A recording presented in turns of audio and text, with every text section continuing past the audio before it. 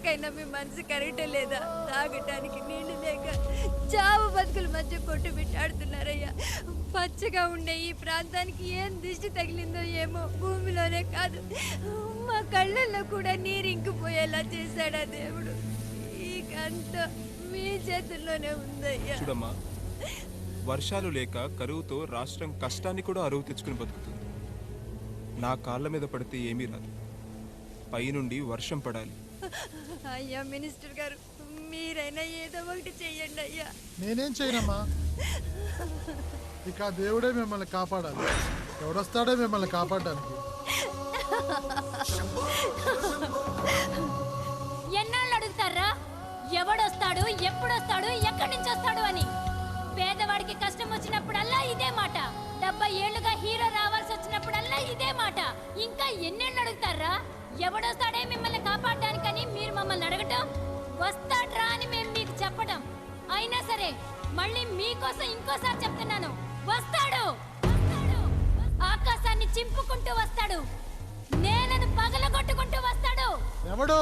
దేవుడు. దేవుడా? రాయికి వరమిచ్చిన రాముడు దేవుడైతే, ద్రౌపదికి చీరిచ్చిన కృష్ణుడు దేవుడైతే, ఈ ఊరికి ఆయనే దేవుడు. ఆ దేవుడికి ఇంకో పేరే రాయుడు, పాపారాయుడు. పాపారాయుడు.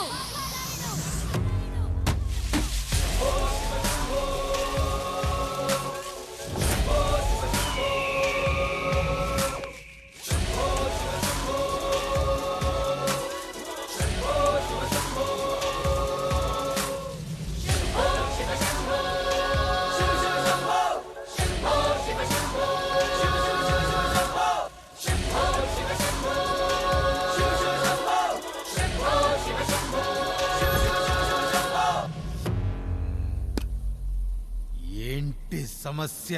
అయ్యా, ఊరికి కరువు వచ్చిందయ్యా. అదిగో ఆ నలుగురు దాహంతో చనిపోతున్నారయ్యా.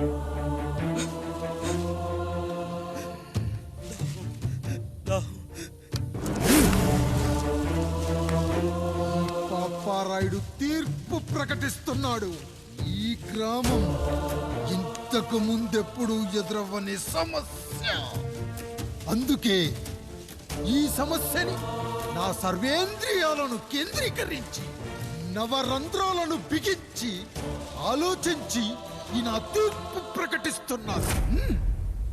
దాహంతో అలమటిస్తున్న ఆ నలుగురికి వెంటనే బావులు తవ్వించి వాళ్లకు నీళ్ళివ్వండి. అంత సమయం లేదయ్యా. మరో 5 నిమిషాల్లో వారి చేత నీళ్లు తాగించిపోతే చచ్చిపోతారయ్యా. పూజారి, మరేంటిప్పుడు దీనికి పరిష్కారం? నృత్యం. సంగీతానికి శిలలు, నృత్యానికి మేఘాలు కరుగుతాయని శాస్త్రం చెబుతుంది. ఆ నాట్యానికి ఆకాశం కరిగి వెంటనే వర్షం పడాలి. అందుకు ఆ నటరాజైన శివుడే మార్గం చూపించాలి.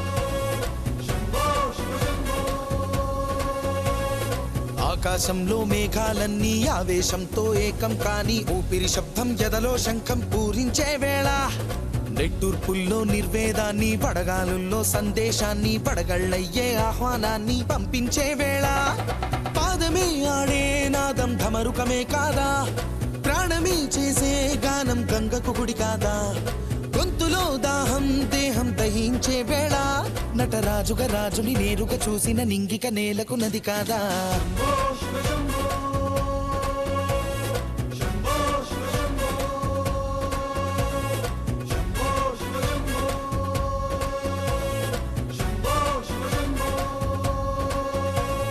నిమిషం విషమైతే గళమే సిద్ధం అని చెప్పే శివతత్వమే, వేషం వేయించే నాట్యం చేయిస్తే మేఘం పులకించదా, ఊరికే బాధే మోసే రాజే కాడంటూ, ఊరికై యుద్ధం చేసే శక్తి ఉందంటూ, మండిన హోమంలో నా సమిధే తానంటూ, తన దేహమే మబ్బుగా స్వేదమే బానగ గొంతులు నేరుగా తడిపేనా.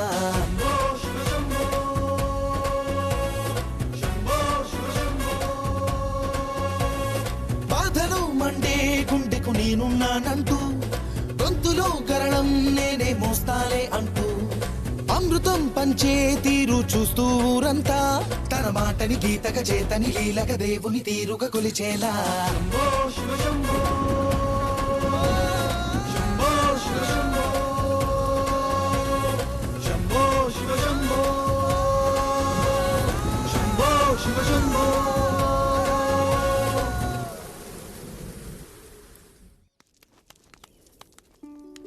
అయ్యా దేవుడిచ్చిన ప్రసాదం అనుకుని నలుగురిని కన్నాను, ముగ్గురికి పెళ్లి చేయగలిగానయ్యా.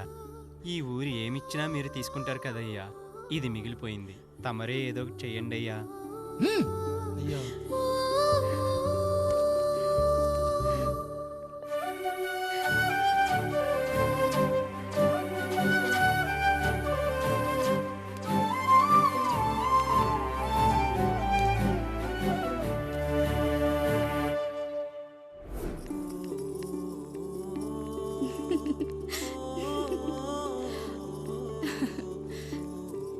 ఈ ఇల్లు, ఆస్తి, ఇంత గొప్ప భర్త, పిల్లలు చాలా ఆనందంగా ఉందండి.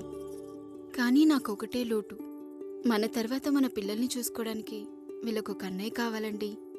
అచ్చం మీ పోలికలతో వీళ్ళకొక అన్నయ్యని కందామండి. నువ్వు అడిగితే కాదనగలనా?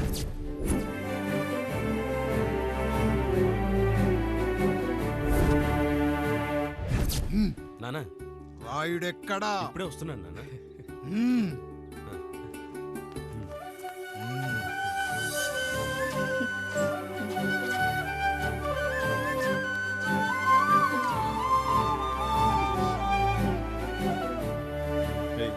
చూడరా, మీ అన్నం మీద పగ తీర్చుకోవడానికి నీకు ఇదే సరైన సమయం. పర్లేదంటావా? ఏం పర్వాలేదు. అయ్యా, ఎరా రంగా, ఏం కావాలో అడగరా. నీకంటూ ఏమి ఇవ్వలేదు, నువ్వు ఏమి అడగలేదు, చెప్పరా. మా అన్నకు నాకు పడట్లేదయ్యా. తోడ పుట్టినవాడని చాలా సహించాను. అడ్డమైన దానాలు చేసి ఆస్తి మొత్తం పోగొట్టాడు. ఇప్పుడేం కావాలరా? కొద్దిగా ఈ కత్తి తీసుకొని వాడిని చంపి పెట్టండి అయ్యా.